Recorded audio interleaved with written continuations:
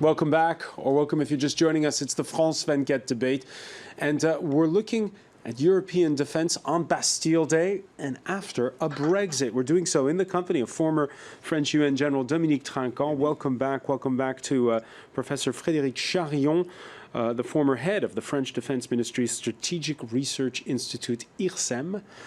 From London, Nick Whitney, Senior Policy Fellow at the European Council on Foreign Relations. And from Toulouse in France, Thomas Withington, the editor of the Armada Defense Review.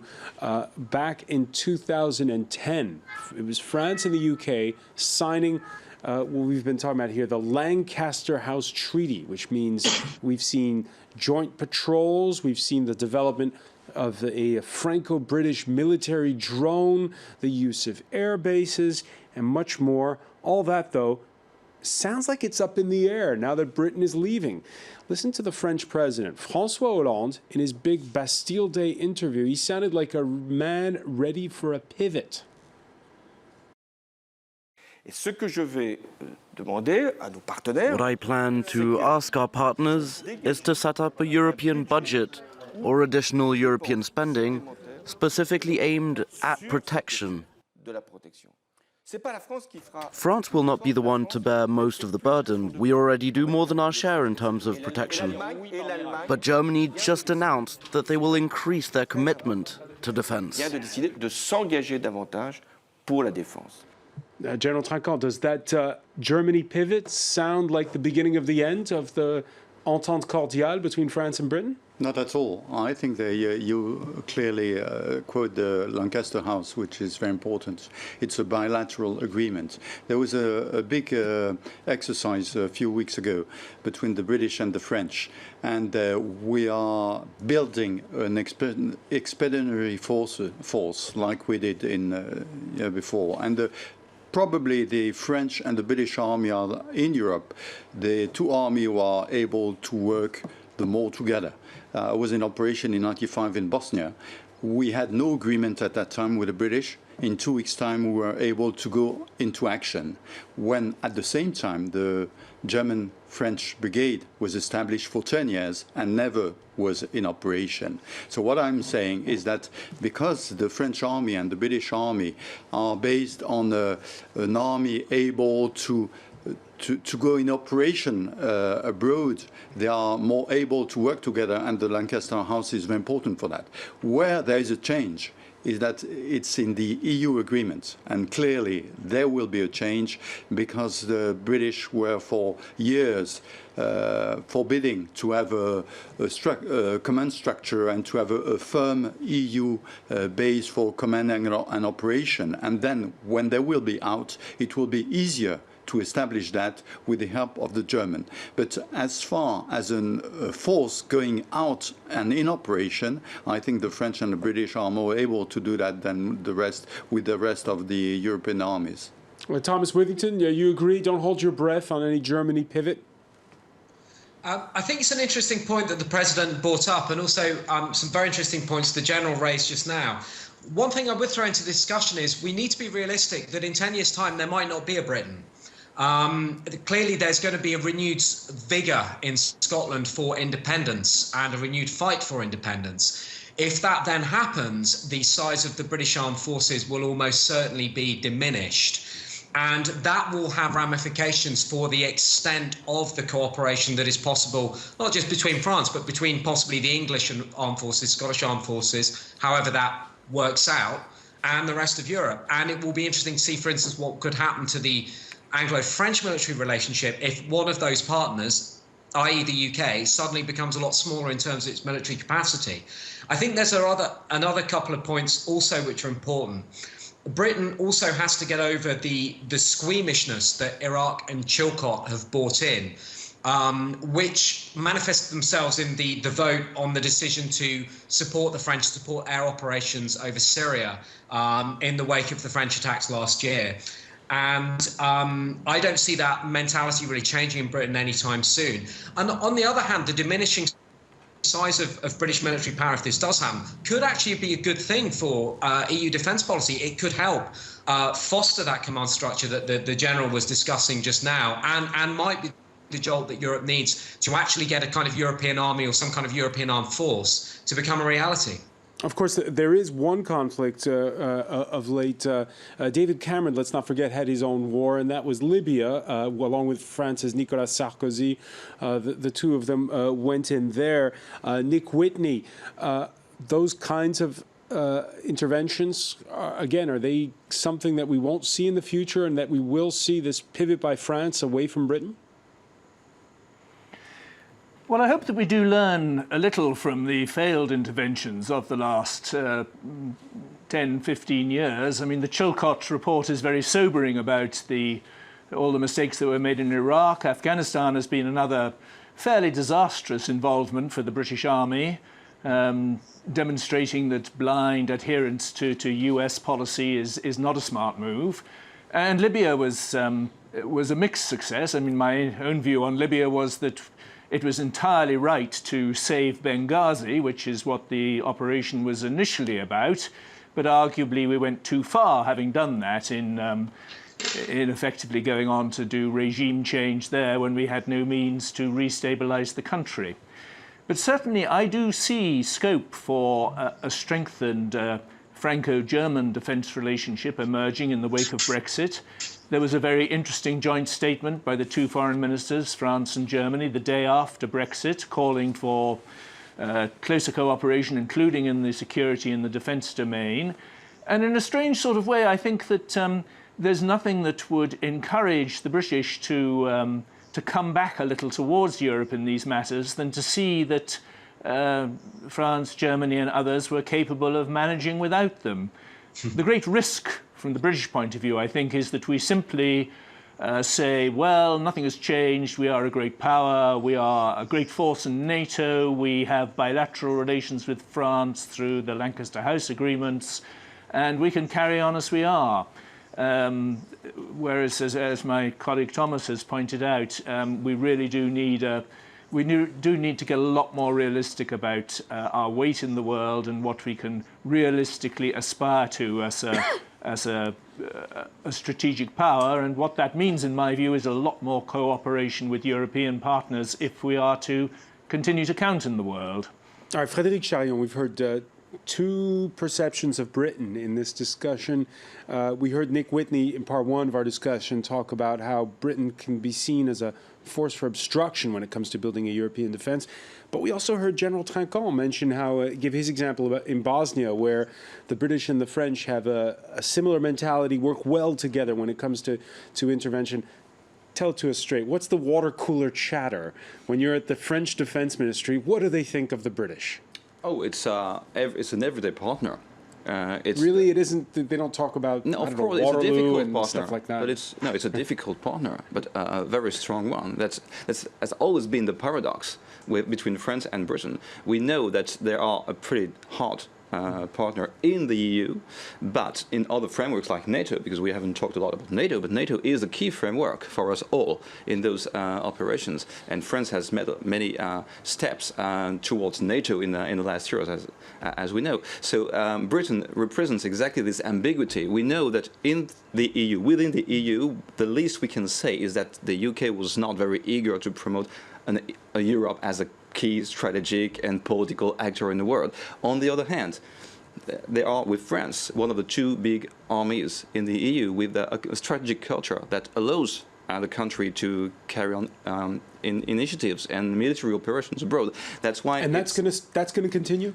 Probably yes. Maybe not in the EU framework anymore, but it was not really the case. But on a bilateral basis and within NATO, it will be the case, of course, because there is no one else. And trying to replace simply Britain by Germany will probably meet many obstacles beyond the political will of Germany and Angela Merkel. The public opinion in Germany doesn't have this culture to support. Doesn't have the culture, however. Times have changed since what you were describing in the 1990s. This very week, the German defense minister submitting what they call a white paper, a policy program, much more ambitious than in the past. And when she delivered that white paper, Ursula von der Leyen pulling no punches when it came to Britain. In my experience, I can tell you that Great Britain has consistently blocked everything that Europe has written on greater EU military cooperation. And that has, as I said before, paralysed Europe regarding common security and foreign policy. Is it the same Germany as when you were in the field? Yeah, I mean, the German minister is right, but we are talking about concepts. Soldiers are not talking about concepts. You think the German soldiers haven't changed? No, they haven't changed. I mean, we in operation. Look, the Germans were in operation in Afghanistan, in the far northeast of Afghanistan. Everybody knows that they were not moving, they were not going outside, they were not solving the problem. We have changed the German army in 1945. We know why. We've got the result now. And the German army currently is not a fighting power like the British army is. So it can change. They can put more money in the budget, which could be interesting, because we need, for example, in support, in many things, we need more money in the European army generally. But to change, the last time the Germans were with the French were in Congo, in Kinshasa, where we really pushed the Germans to come with us, because we found that the French alone is not good for Africa. We need to have partners, and it was terrible. I mean, they were in their base, and they were never going outside. When they had to go 20 kilometers from Kinshasa, it was the French special forces who had to do it, not the German. So I think we are a long way to have a German army able to go in operation like the French are doing, and like the British can do it very quickly. But again, we're having a new political will, it seems like, in Berlin. Thomas Withington, is it changing? I would echo really again what the general just mentioned now. I think, you know, my sort of limited experience of seeing German troops in action and spending time with them is that they're an incredibly professional and highly proficient armed force. But I think the problem Germany has is Germany is still largely configured to deal with the prospect of the Cold War and of Russian aggression across the inner-German border, as it was during the years of the Soviet Union and Warsaw Pact. Those armed forces have not really changed beyond that posture. Yes, they have deployed to Afghanistan, for example, but the Germans, I think the Germans have problems and do not have the wherewithal to strategically project power rapidly in a way that the British and the French do. The Germans, they don't have aircraft carriers. They've got, okay, an airlift fleet. That's a good start, but they're not really configured in that way, and partly because historically they've never needed to be. Germany is primarily a land power. It's a European land power. So there needs to be a change of doctrine as well as a sort of change of strategic culture. And there's one thing, the politicians having aspirations for it, but there's quite a different issue then getting the money and then getting that will down to the armed forces and configuring them to do that. It's a very long, difficult, and most of all, expensive job. All right, you talk about expenses. Both Britain and France have seen those defense budgets shrink since the end of the Cold War. And now, as Frédéric Charion was saying earlier, with the prospect of Brexit triggering a new recession, there's the wonder of whether those budgets will shrink even more. France slipping to 7th there if we look at this chart. And there you see the percentage of GDP that is spent on defense. Now look who's number 1 on the list by a long shot, and that is the United States of America.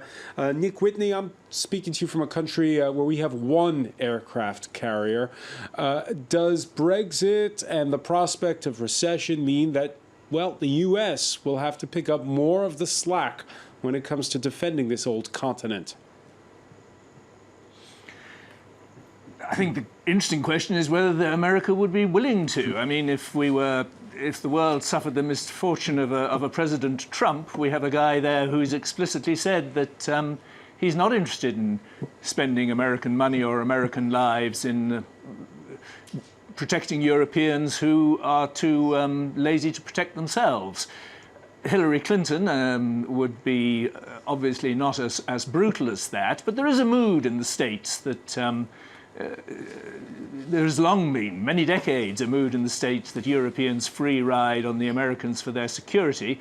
But I think we'll hear that more prominently in the years ahead, whoever is the next US president.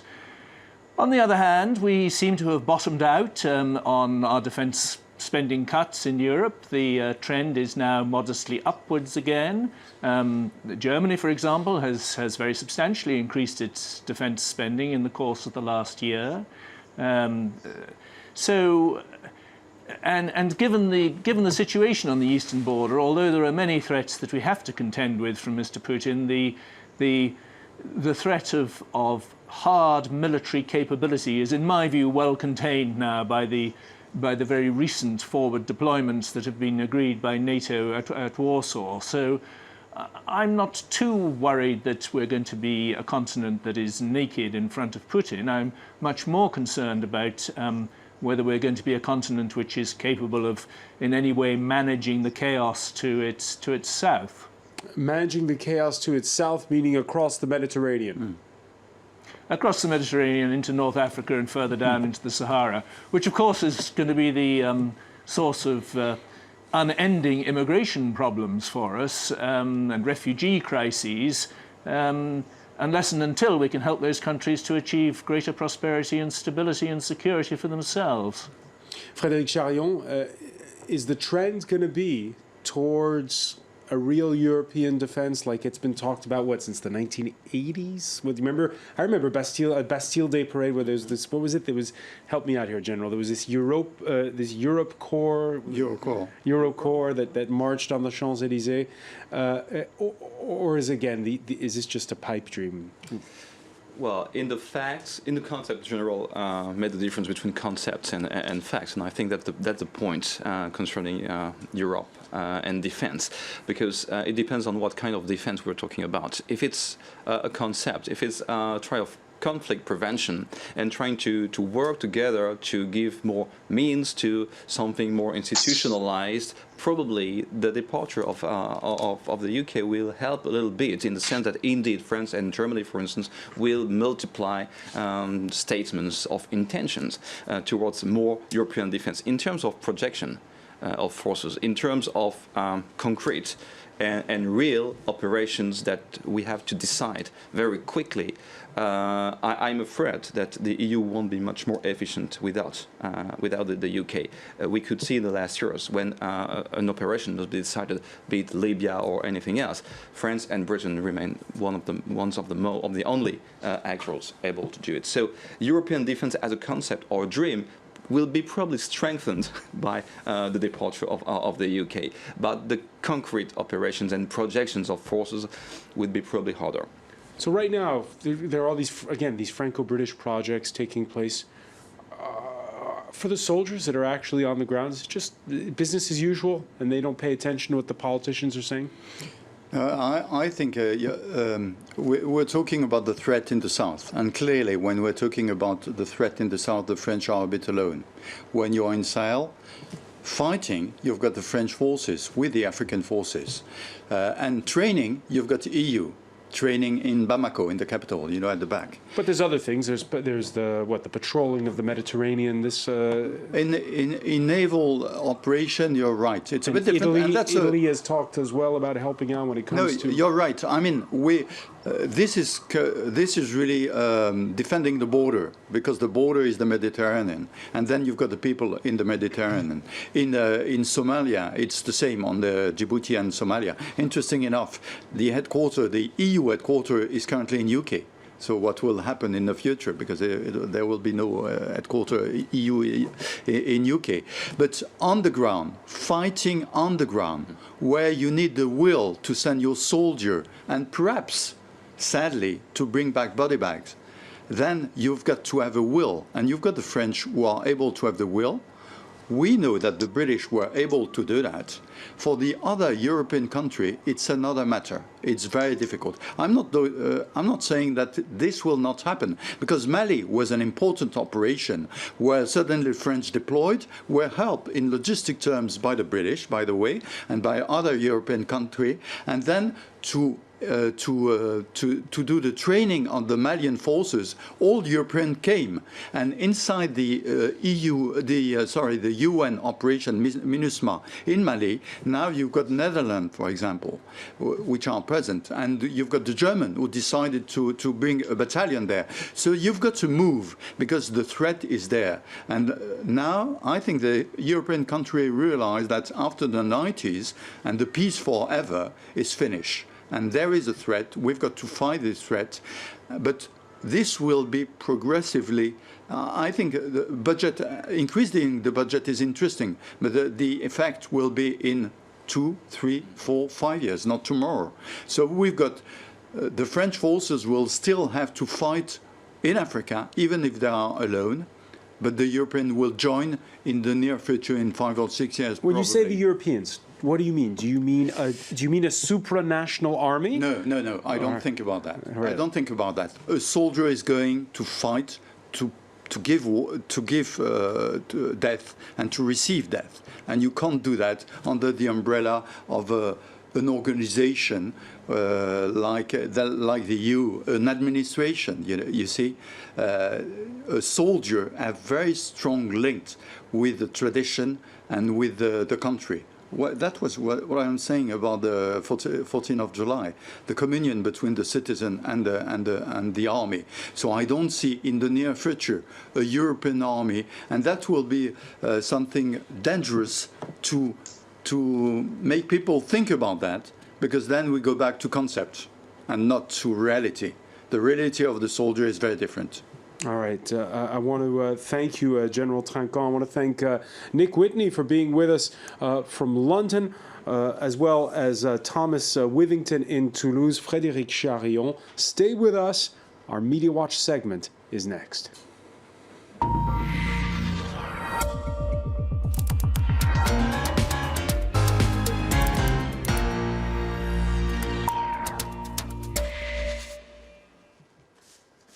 And we say hello to James Creedon.